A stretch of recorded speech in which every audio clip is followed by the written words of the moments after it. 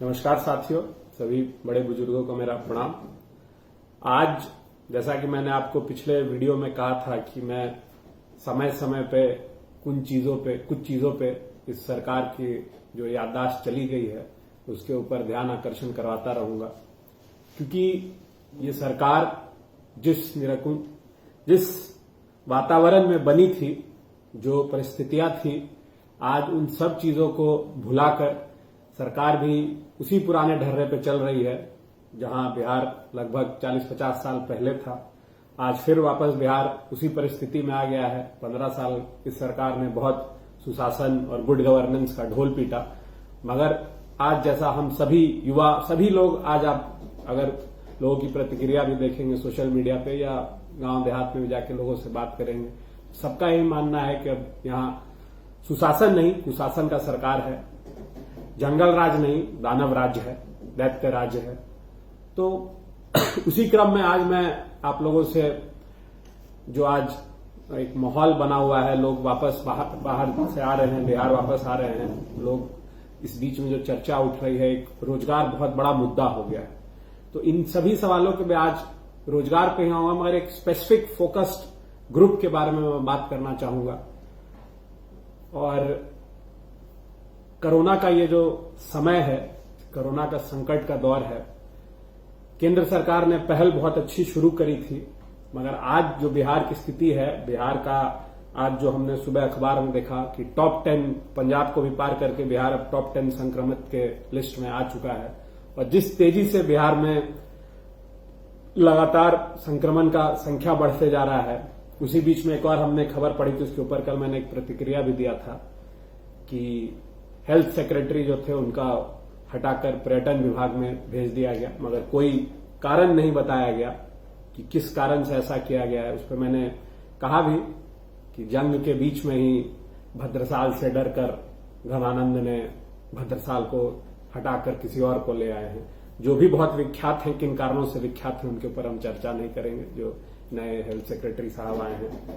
मगर समस्या जो है कोरोना की, आज वहीं की वहीं धरी रह गई है। हमने पहल अच्छी करी, मगर आज लगातार कई तरह के गाइडलाइंस रोज रोज बदले जाते हैं, लाए जाते हैं। उसके बावजूद बेसिक जो आज भी कमी नजर आ रही है, पीपीई किट्स की, क्वारंटीन सेंटर की हालत नहीं है, रहने योग्य नहीं है। वहां पे कभी कहीं नाच हो रहा है तो कहीं ताड़ी बिक रहा है, तो कहीं गोली चल रहा है। तो कई तरह की समस्याएं इसमें आ रही है, मगर निदान कहीं नहीं अभी भी सरकार इस पे निकालते हुए मुझे नजर आ रही है।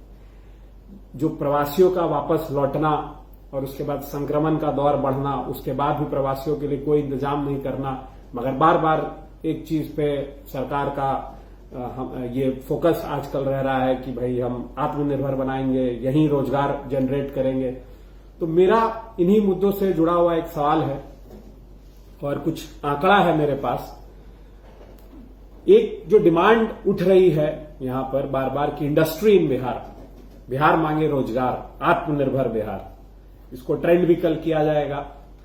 मगर सवाल ये उठता है कि एक बड़ा तबका जो है आपका अनस्किल्ड, या आप कह लीजिए स्किल्ड लेबर है, उसके साथ साथ एक आपका बड़ा तबका है आपका एजुकेटेड क्लास का।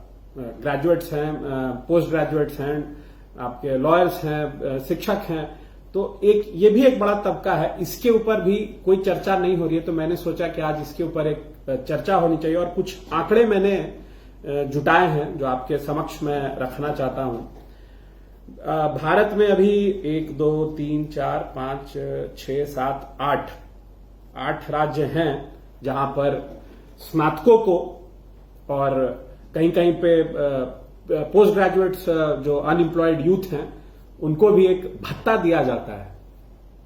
और इस भत्ते की बात हम इसलिए आज कर रहे हैं क्योंकि कोरोना के इस दौर में सरकार ने कई वर्ग के बारे में बात किया। स्किल्ड लेबर हो गए, किसान हो गए, सबके ऊपर बात हुई, मगर जो एक ये बड़ा तबका है, वो बहुत बड़ा, ये कोई छोटा तबका नहीं है, एक बहुत बड़ा वर्ग है स्किल्ड, एजुकेटेड, अनएम्प्लॉयड यूथ्स का।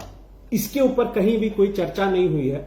मगर कोरोना से पहले कुल 8 राज्य हैं हमारे देश में, जो एक आप समझ लीजिए योजना है, भत्ता है, कई तरह के नाम हैं इसमें, जिससे युवाओं को लगभग 2 साल के लिए हर जगह पे कुछ भत्ता मुहैया कराया जाता है ताकि वो आगे की पढ़ाई कर सके, या जब तक आत्मनिर्भर ना हो सके। तो एक सरकार की तरफ से उन्हें एक सुविधा, या कह लीजिए आप, एक सरकार का अच्छा पहल है इन राज्यों में कि वो आपका अपराध की तरफ ना बढ़े या भटके ना मार्ग से।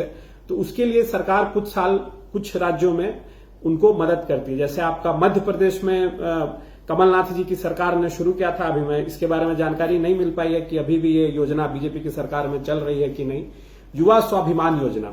इसमें 5,000 रुपए पर मंथ ग्रेजुएट जो युवा हैं बेरोजगार, उनको वहां पर मध्य प्रदेश में देने की बात शुरू की गई थी। अभी इसके हम पुष्टि नहीं कर सकते हैं कि बीजेपी के शासनकाल में ये मिल रहा है कि नहीं। फिर हम आते हैं राजस्थान, यहां है युवा संबल योजना जो कई सालों से चल रहा है। 3,500 इसमें मिलता है महिलाओं को और 3,000 पुरुषों को, जो ग्रेजुएट युवा एजुकेटेड लोग हैं वहां, जो जिनको नौकरी नहीं मिली है, उनके लिए एक योजना है। फिर महाराष्ट्र में आपका बेरोजगारी भत्ता है ग्रेजुएट युवाओं के लिए 3,000 रुपए पर मंथ का। झारखंड में बेरोजगारी भत्ता है ग्रेजुएट्स के लिए 5,000 और पोस्ट ग्रेजुएट्स के लिए 7,000। दिल्ली सरकार की भी पहल शुरू हुई है जिसमें बेरोजगारी भत्ता दिया जा रहा है ग्रेजुएट्स को 5,000 और 7,500 पोस्ट ग्रेजुएट्स को पर मंथ। यूपी में भी है, यूपी में कम है मगर वहां है 1,500 रुपए है ग्रेजुएट्स के लिए और 1,000 रुपए है आपका 10+2 जो पास आउट्स हैं उनके लिए। हरियाणा में बड़ी अच्छी योजना है। हरियाणा में 4 वर्गों में इसको बांटा गया है, हरियाणा सक्षम योजना इसको नाम दिया गया है। 10th जो पास आउट है उनको 6100 रुपए, 10+2 जो है उनको 5900 रुपए, ग्रेजुएट्स जो स्नातक हैं उनको 7500 रुपए और जो पोस्ट ग्रेजुएट्स हैं उनको 9,000 रुपए वहां पर हरियाणा सरकार देती है। और आखिर में आपका छत्तीसगढ़ में 10+2 पास आउट जो है उनको 1,000 रुपए मिलता है और ग्रेजुएट्स को 3,500 मिलता है। और अंत में हम अपने राज्य के ऊपर आते हैं, जो सबसे मुझे चौंकाने वाला आंकड़ा मिला। जहां जहां भी इस तरह की योजना है वहां ग्रेजुएट्स का मेंशन, नॉन ग्रेजुएट और पोस्ट ग्रेजुएट्स का मेंशन जरूर है, उसके हिसाब से उनको एक भत्ता मिलता है। मगर बिहार इकलौता ऐसा राज्य है जहां पे आप सिर्फ 10+2 पास कर जाने के बाद आपको भत्ता मिलता है 2 साल के लिए 1,000 रुपए पर मंथ। मगर ग्रेजुएट्स को और पोस्ट ग्रेजुएट्स के लिए इस पे कहीं कोई बिहार सरकार ने कोई पहल नहीं किया है, कोई चर्चा नहीं है। और जबकि ऐसी बात नहीं है कि बिहार में ग्रेजुएट्स और पोस्ट ग्रेजुएट्स की संख्या कम है, बिहार में बहुत अच्छी बड़ी संख्या है यहाँ पे ग्रेजुएट्स और पोस्ट ग्रेजुएट्स के लिए। आप दूसरी चीज इसलिए भी मैं कहूंगा कि यहाँ पे बड़ी संख्या है क्योंकि यहाँ अभी ही ज्यादा पीछे में नहीं जाऊंगा, 4 सीटों पे ग्रेजुएट्स का ही चुनाव होने वाला है। तो आप खुद समझ सकते हैं कि एक विधान परिषद में ग्रेजुएट्स के लिए यहाँ अलग सीट बनाई गई है इतने सारे, तो ग्रेजुएट्स की संख्या कितनी है, मगर सरकार का इसके ऊपर कोई ध्यान नहीं है।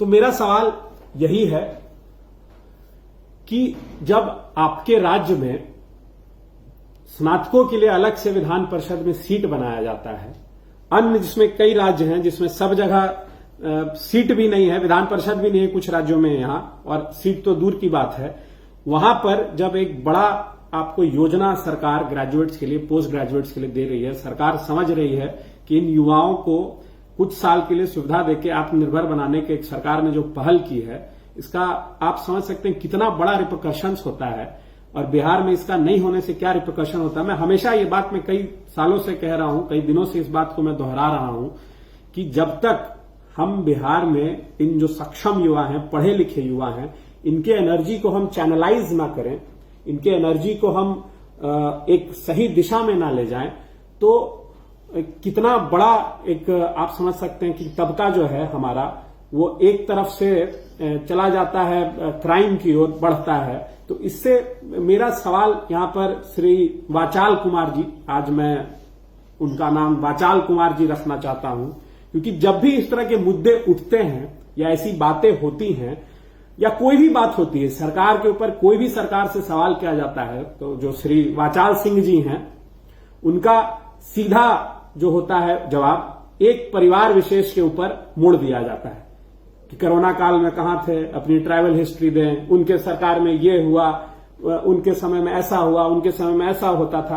तो मेरा सीधा सवाल आपसे यह है वाचाल सिंह जी कि आपने क्या किया, आपकी सरकार ने क्या किया, आप आज आत्मनिर्भर होने की बात करते हैं कि हम बिहार को आत्मनिर्भर बनाएंगे, बिहार को रोजगार देंगे, मगर जो आपको रोजगार दे रहे हैं, जो आपको जिसने आत्मनिर्भर बनाया, जिसने आपको संबल दिया, आपने इन 12 सालों में उनके लिए क्या किया? कितने बार आपने उनके लिए सवाल उठाए और कितनी योजनाओं के ऊपर आपने उनके लिए चर्चा की?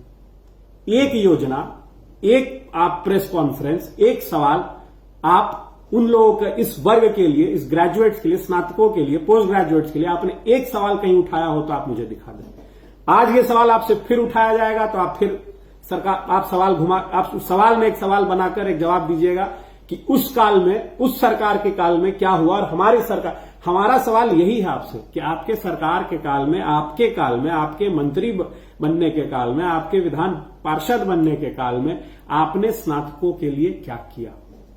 मैं आंकड़ा दे रहा हूं आपको, ये कोई नई बात नहीं कह रहा हूं। जो ये मांग है भत्ते की स्नातक बेरोजगारों के लिए, आंकड़े हमारे सामने, इसको आप कोई भी व्यक्ति इंटरनेट पे जाके चेक कर सकते हैं इनका कि कहां कहां राज्यों में मिलता है। ऐसा नहीं कोई नई बात है। और बिहार में भी 60s के दौर में बिहार सरकार ने भी दिया था, मगर आज के दौर में जब सबके लिए, सबको आत्मनिर्भर बनाने की बात की जाती है, तो वाचाल सिंह जी, मेरा आपसे सवाल यही है कि आप अपने युवा स्नातक वोटरों को कब आत्मनिर्भर बनाएंगे? अभी हाल में क्या, आज ही मैंने एक वीडियो देखा, जो सत्ताधारी पार्टी के विधायक हैं, उन्होंने कहा, बड़ा ही मतलब घिनौने तरीके से कहा कि बाप जो पैदा किया वो रोजगार दिया है।